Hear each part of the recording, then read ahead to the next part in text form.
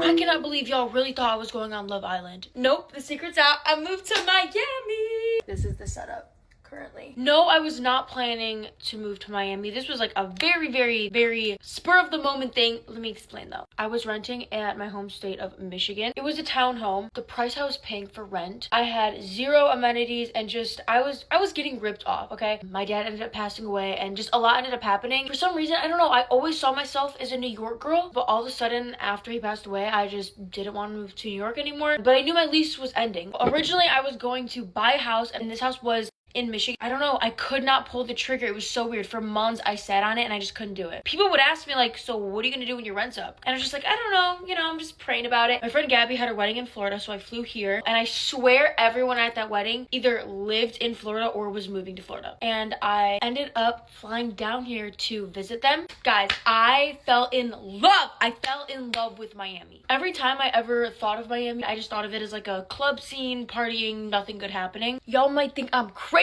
When I visited last month, I saw a completely different side of Miami, such like a health and wellness vibe. And of course, one of the most important things to me is having a church community. I told myself, because I love my church in Michigan, if I can't find an amazing church, I can't do it. I can't move. Well, some of my friends that I met told me about this one church. I flew down here and then I stayed until Sunday to go to the church.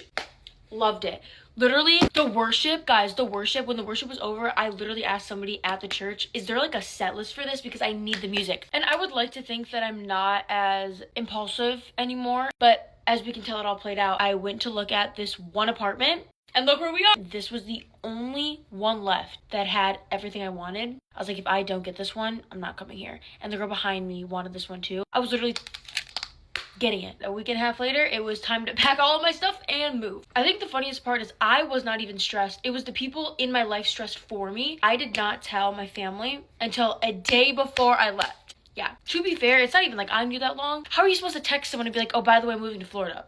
Weird enough, I think the one thing that's keeping me sane is having my car. Obviously, the only time I've ever driven my car is in my home state in Michigan. So having my car here, it kind of feels like home. I'm super excited to see where the Lord's gonna lead me here. So here's to living in Miami. And y'all already know the content is about to go crazy. Well, it's time to go to church. Lego.